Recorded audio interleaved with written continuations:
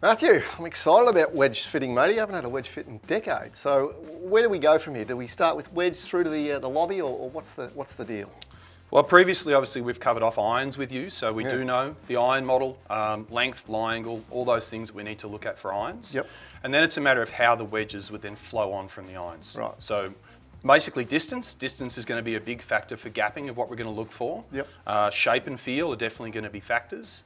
And then we talk about what we're going to look for from a performance perspective. Yeah, and shaft-wise, so do they flow on from my irons? Because a lot of people talk about stiffer shafts in wedges, and I know in the past some people have definitely said just get yourself into the stiffest thing you can.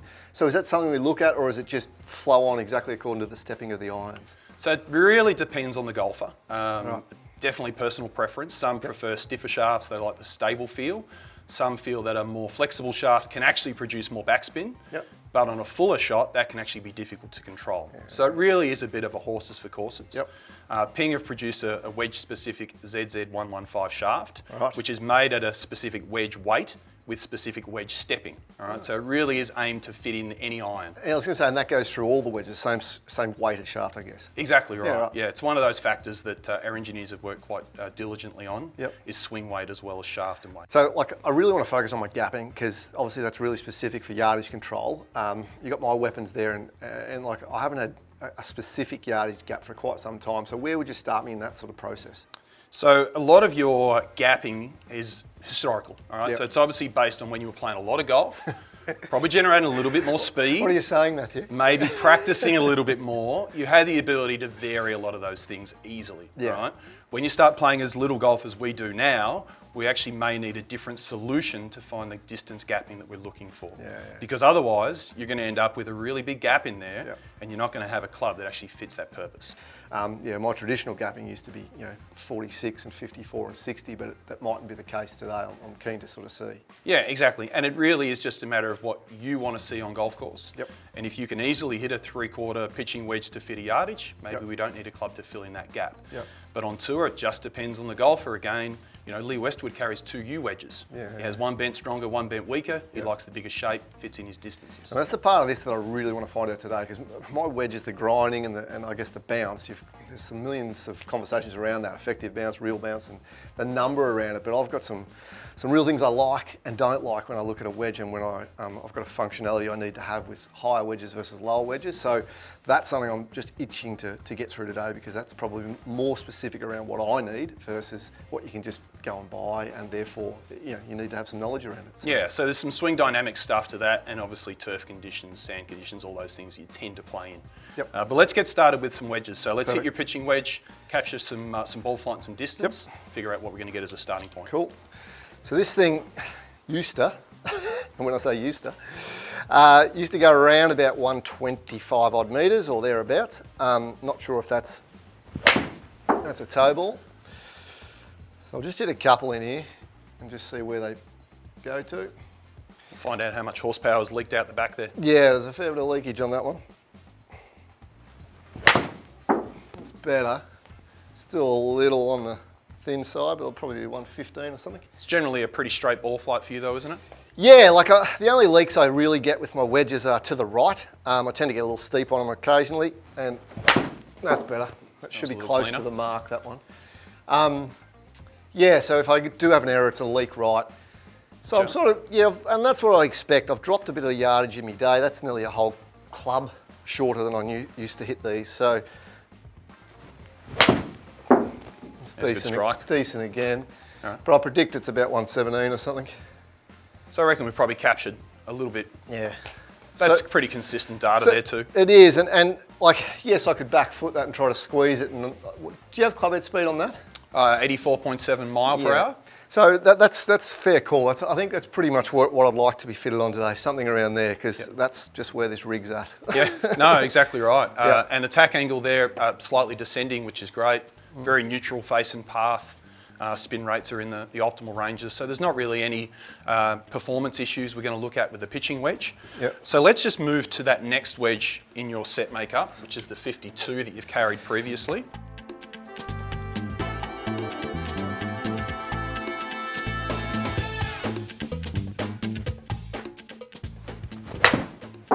There's a good strike.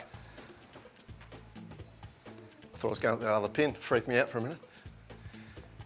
Yeah, carry 99. Yeah, so my go-to on these used to be about, I was always in yards, so around 115 yards, which would be about 105, so I've lost another 5 at least on this. Bit fat, that one. That'll be quite short.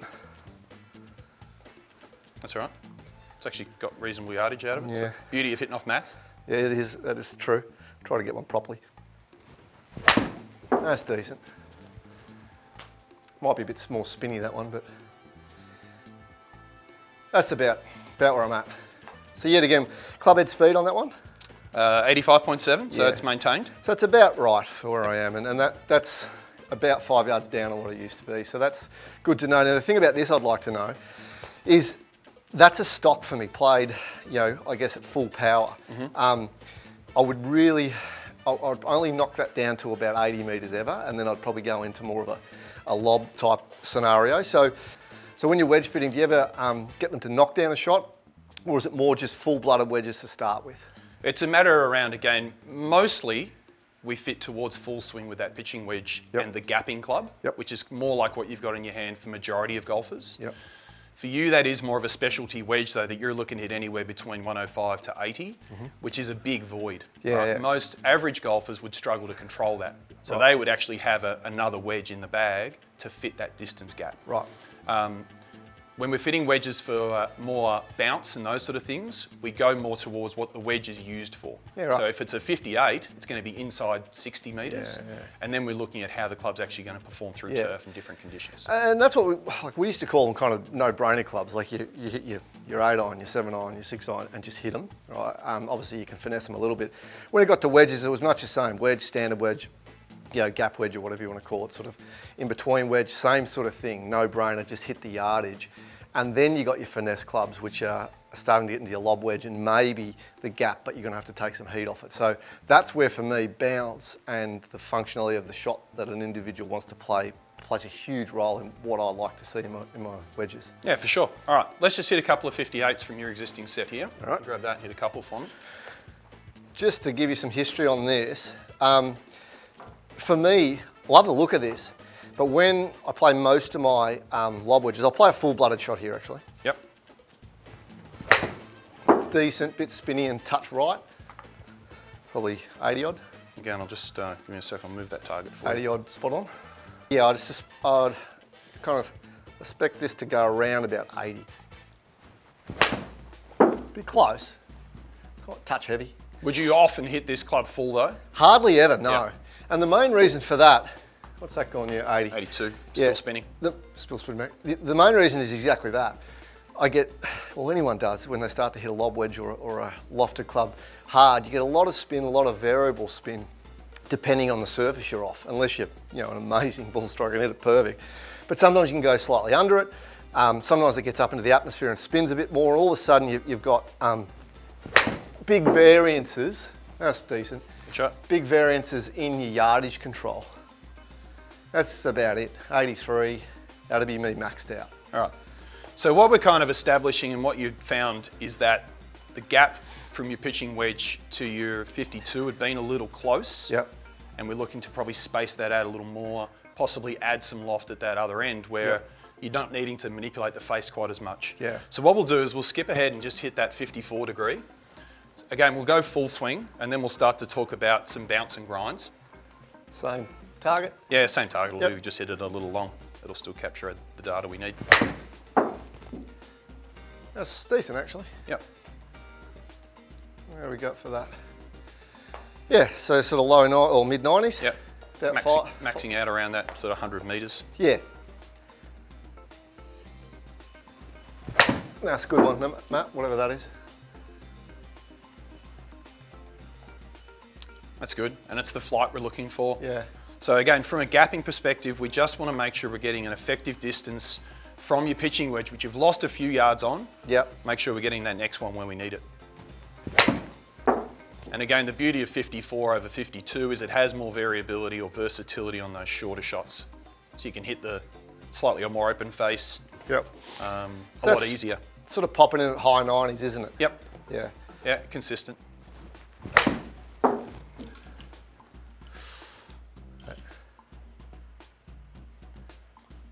Yeah, mid 90s. All right. So we established some gapping distances there where we're looking to maybe soften your 52 to more 54 degrees, just to give us a more even spread of flight consistency. Yep. The next part is where we talk about that more lofted wedge, and this is where we do start to discuss things like bounce, grind, sole and turf interaction. Brilliant. With the fuller swings, again, most of the time the club's going to exit the turf quite effectively. We're not going to have too many issues. But when we start to vary the speed and the angle of attack, that's when we're going to start to get some differences. Yeah, right. So within the ping range, there are 4 grinds on our wedges in Glide 3.0. There's a standard SS sole. Yep. We have something with quite a wide sole and more bounce, which generally suits the golfer who's steeper down into an angle of attack, or plays out of thick, rough conditions a lot of the time. We do have the TS or thin sole, which offers less bounce, more versatility, which probably is what you're looking for in the back edge of the golf club. Yep. And then we have the I sole, which is a throwback to what Karsten designed back in the 70s and 80s, which has a higher toe and a variable bounce. And the thing that excites me about this already is the fact that you can tailor make to an individual's needs. And that was something that I know on tour was a massive kind of draw card for wedge players. That's why you saw so many players have different wedges compared to their irons in their bag, because they're like, well, this is the style of shot that I like to play with this type of wedge. Therefore, I need that grind or that kind of toe hang. So for me, I'm already got my eyes are lighting up with, what's that one? That's the thin sole, so that's the TS. Get your hands on that one. All right, so I'm not going to give you that first. I'm going to give you this standard one. All right, we're going to need a couple of shots with that for me, please. And explain this one. You say standard, what do you mean by that? So for us, standard's got a moderate bounce. Start with a fullish swing, and then we're going to probably throttle that back a little bit. So we want to work out what sort of distances we are going to capture. And it's funny because this looks more, is this 60 or 50? That's 60. Geez, that gets my eye, Matthew. Yeah. Still got it, man. Still got it. Still got it. That's decent. So whatever. And again, you don't hit this loft full very often, so we're not too concerned about what kind of flights we're going to get. Touch right, but good yardage. And the feel's still good? Yep. Excellent. Go ahead and hit one more for me, please. It's interesting, isn't it? Because the yardage there isn't a great deal different to the 58. Nope. But, I don't know, you'll tell me, is the spin much different? It's really similar. Yeah. And again, you capture the ball pretty well with these wedges, so you do... Touch thin on that one. You do get pretty good ball flight and spin out of it. Okay, so what we're going to do now, I'm going to get you to hit some slightly shorter shots. Let me just give you we'll work on 55. So 55 metres to that flag with that 60 there, so feels like maybe a little half one for you. Yeah, so I guess I'd like to play there's a bunch of ways you can play the shot, but for me, just so you know, with the way I use the bounce, I kind of like to have the bounce utilised by opening the blade a little bit and still going quite firm on this shot, as opposed to throttling, can't even say that probably, throttling down a lot. So add loft, keep speed. A little bit, yeah. Just so my swing's the same and I don't get these huge variable 5 to 10 yard gaps easily. So yeah, just open the blade a little bit, same sort of, not same power, but decent amount of power.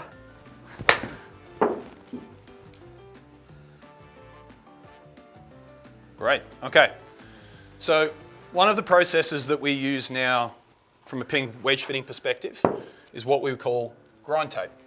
All right, so the understanding of grind and how the golf club's going to work through the turf, we're looking at which part of the sole is actually impacting the ground. Never done this. And therefore where the club's going to exit. All right, so traditional wedges within a set were always quite wide and had quite a lot of bounce because they need some forgiveness into the ground. As we established for you though, we need the ability to vary the bounce a little and hit those different shots we're looking for. And I think that's the part that I'd love to convey here the most, is that that's what a lot of people don't understand about a standard sand iron and a standard set, is that the bounce is conforming, isn't it, as a normal rule up to whatever it is in the set, but individual wedges, that's where the bounce is varying, and what you can do clearly with this thing is tell where I like to hit it. So traditionally what we've used this off a lie board, we've used just normal lie tape, which gives us a mark on the sole, but it doesn't necessarily help us explain that to golfer. Right. So what they're actually doing now is listing on the bottom of the sole here, either thin sole, standard or wide, and we're going to look at which part of the golf club's interacting with the lie board first, and then we can discuss that with that shot. So what we're going to do is hit a couple of shots with that for me, please. Of the 55 yarder, the way I like to play? So the shot that you would use this loft for the most is what we're looking for. I love this, mate, because this is exactly why I wanted to come in here today, because I have no idea where this is going to hit on the bounce, to be honest. Good shot. Decent yardage, I would have thought. Ball pops off the board a little higher, so don't be too concerned about that. So 60, probably. What do we want to go? We probably don't need to do another one there. So this gives you a pretty good indication straight away of what we're looking for. We want to make sure that we're getting this within either the TS, SS or WS. Now you'll notice on here. Sorry, what do they mean? So TS being thin sole, standard sole and wide sole. Right. All right, so rather than writing bounce numbers, yep, our engineers work towards 3 specific sole grinds or shapes. So you'll see here, you're right on the borderline of TS and SS. Right. So what we would say is if someone's hitting down on the golf ball or more vertically down, they'd need a wider sole with more bounce, more radius to get the club out of the ground. Yep. For you, we're on the edge of standard and thin. So the fact that you like the standard sole for fuller shots, but on the shorter ones, you're definitely going to benefit from having something with a slightly thinner sole or less bounce. And so good, because that's exactly why I like to open a blade up, but then the bounce or the effective bounce, if it continues on, it's just devastating for me because I can almost feel like I could knife it because it brings the leading edge up. Whereas that's exactly highlighting, I guess, for me, it was confirmation of, yeah, that's where I feel like I'd like to hit it, and I sure as hell don't want any big flange off the back of my club there. Yeah, exactly right. And you'll notice that is right in the middle of the sole. So from a lie angle perspective, you've been black dot throughout in your iron, so standard. We probably need to be much the same in this loft of wedge. Maybe there's a discussion for adding or flattening the lie angle slightly, but not too much. So what we're going to do is hit the same distance here with the TS. Now what we should find is that as we've ground off some of that back edge, as you now open that golf club to hit this shot, the lead edge should stay the same distance from the ground rather than that tendency for that to lift and give you the heebie-jeebies, as it does with me playing on sandbelt conditions, trying to hit that flop shot from its height lie sometimes. All right, so let's hit the same distance for me for a couple. So it's 55, 60, isn't it? We've gone to 60 in the TS now, the one you like the look of. Okay.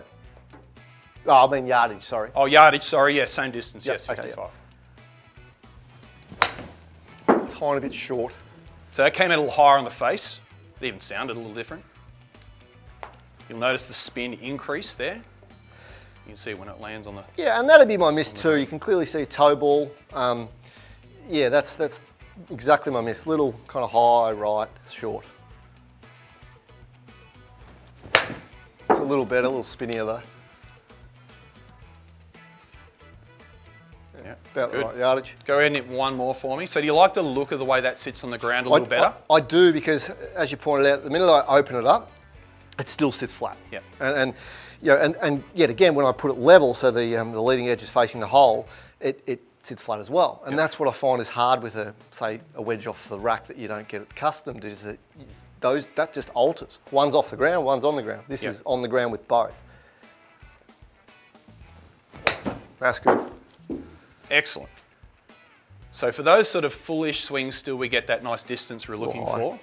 All right, so let's just make this a little more difficult for you. And again, this is an indoor environment that's not necessarily perfect to test all things wedge, but let's give you a virtual bunker. Okay. All right, so the feeling here of actually having to open up the club face a little bit more.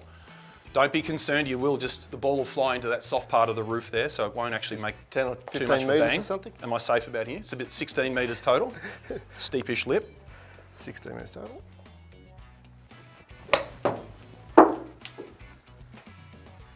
Like a butterfly with sore feet. Oh yeah. Huh? But also too, I know I'm hitting off a mat here, but the interesting thing about a good wedge when playing it off any surface, whether it's a concrete, a mat, or even a bunker, you can still feel that sole do its work. And even then, I'm hitting off a mat, but that still I could feel it sliding on the ground versus it grabbing or being lifted off the deck. Yeah. I might just aim a little left here. Bit far. So again, that's where that term for us from an engineering perspective is glide. So we want that sole to interact nicely at initial impact, but actually exit at much the same speed out of the turf. And then when we add HydroPearl technology, where we're getting a lot of moisture off the face. Hydro what? HydroPearl, when you're working on your hydrophobicity. Fantastic. Big words, don't worry about that. That's a nice little popper. Sweet. Yeah, and I did that on purpose. I know the yardage wasn't there, but I actually did that on purpose. I wanted to just glide one under and let it slide. Like I opened that right up, and I'll do it again, because I still want to see that blade's sitting low enough. Yeah, great. And you can see there on the hard turf, which obviously wouldn't happen on sand, that's off about 4 or 5 mil leading edge. Yep. But I can still get it going through the ball and not have it knife on me. Not even close. That's great there. Yeah, that's very versatile. So that's that difference when we look at those two wedges. As I say, same loft, same head design, similar cavities, etc. We've removed a lot of the back edge of the golf club. There's a little rounder in the lead edge. There's still quite a lot of bounce. So we haven't taken off all the bounce and made it into a shovel. It's still got some versatility, but you have the ability to now open the face, not see increased bounce on the lead edge, which means you can swing with confidence that the ball's going to come off nice and softly. Yeah, that's gold, that one. And I do actually love the fact that the leading edge still looks soft and round, almost like a, dare I say, a 54. Like it looks enough bounce in there that you can go at a hard shot and not feel like you're going to fat it, because that's my biggest issue is when I'm 60, 70 yards out, a little bit back in the stance, trapping a lob wedge, that I can fat them very, very easily. So that's perfect. Golden, yeah. And then the last factor we look at here for you, majority of our better players, we would tend to blend the lie angle on irons to wedges. How so? Now what it means is we are making the golf club a little flatter. When you play a normal shot, the golf club will sole out fairly squarely on the turf, but because you're hitting it harder, often the handle lifts. So we need that slightly more upright lie angle. Whereas when you're playing a bunker shot like you just were there, you tend to sit the handle lower. Therefore, we've now got the toe sitting in the air. There can be a tendency for the club to shut down. See, that's brilliant, because we used to cheat, and what we used to do is open Cheat's it. the wrong term, I hope, Dion, is it? Well, we used to open it and lift our hands at address. Like if I would open it, but then lift my hands a little bit, especially if you're playing off a, almost a cart path sort of situation, so that the toe, I would, I've hit them wide, so that the toe can still sit level as you're pointing. So so how far would you have to, or how far do you go with a lie change with a wedge? You couldn't go crazy numbers different, could you? Again, completely dependent on the golfer and the shot they're trying to play. For majority of our tour players, it works on about 2 degrees. Right. So from wedge to the most lofted wedge, about 2 degrees flatter. Right. Gets them getting the turf interaction that we're looking for, without on a full shot, obviously getting the toe hitting first and that high right miss, which you're not a fan of, I know. Yeah. Well, and also too, I think wedges, unless you're an absolute jet superstar, you're always coming into impact with a bit better hand location relative to your setup than you are with a 7-iron anyway. So you probably could afford to have a more, let's call it, a higher lofted face or a toe down face, and still not have it leak on your right. Yeah, exactly. It's easy to square the club face up with more loft, obviously. So that would be the other tweak that we talk about. So the gapping's the biggest one for you, as we discussed earlier. And then just probably flattening out your most lofted wedge, just to give us that opportunity for a little better, more consistent turf interaction. And the fact I play everything, once I do get into the loft slightly open anyway, would help that. I almost need it. Yeah, and it just means you can make that fuller swing with confidence to generate the launch and spin conditions that are going to be consistent. So you see in that window that you want to see. And then in any sort of green conditions, especially here in Melbourne with firm conditions, you need that feeling of being able to generate the spin and loft that we're looking for. Yeah, which is why it's so important to get these things fitted, because if you don't like lying your weapon open, then you don't need this. You don't even need any of it. You can just go back to the standard, have all the flange and the hosel, flange and the base work for you rather than against you. Yeah. Now the last thing we would look at here is the grip. All right. So Ping over the years have had a wedge-specific grip, which is a little longer and has some grip down marks. So you can actually vary the length of the golf club and have a measure on that rather than just taking potluck on where your hands might be. You've had that previously on your wedges. We can either flow your iron grips through, or we can give you something a little different. Depends on the golfer. Yeah, I think the important thing about that too is that a person goes out and tests, because that's the best thing about these steps, that you actually test how far you hit it from a relatively firm swing, but from a different grip down position, because it obviously alters the lever length and therefore the distance. So that's a really good way to treat your yardage control as a simple way as well. Just grip down on it. Yeah, exactly right. So Dion, we've landed on that TS version in Glide 3.0. Love the performance. Loved it. The shape looks good at address. Everything sits nicely. Yep. All right. One other thing we need to talk about is there is another model. All right. There is another baby in there that we want to have a little bit of a look at and see whether or not you like the look or feel. Now, again, you being a blueprint player, we start to look at something that is a smaller blade, maybe forged, all right? Probably should be bigger these days. So yeah, but vanity comes into it, as you and I know, and so does feel and feedback. All right, so I'm going to hand you this. This is Glide Forged Pro. Jeez, I like the look of that. Looks sexy, huh? That looks fantastic. And this comes, can I get all the same specs as what we just talked about? So we can definitely move down that TS, a thin sole path, Yep. in the same loft. It is a slightly different shape at address. It does deliver a slightly higher level of loft, even though it measures much the same. Right. And it enables the golfer to capture the ball a bit better. When you set them down next to each other, you grab both there. One thing you'll notice in the one in your right hand there being Glide Forge Pro is it does have a little more offset. It has got a slightly larger offset angle, which enables the golfer to kind of capture the ball a little better at address. And then the other thing you'll notice is the top line's a little bit thinner and blade's a little smaller. It's shorter though, yeah? Definitely shorter heel to toe, yeah. Oh, it's just my eyes, Matthew. But no, that's, geez, it looks nice. The shape's fantastic, huh? Also, can I take both these? So I think you need to test both. You need to get both on grass and on some turf. Fantastic. And see what kind of ball flight we get, as well as feel and feedback. Got me Chrissy presents. There you go. Beautiful. Better get ordered then. Yeah, cool. All right, done. Thank you, mate. That's just I'm itching to see what this looks like. Pleasure, Done. mate. Go and give it a whirl. Thank you, Matthew. Thanks, mate.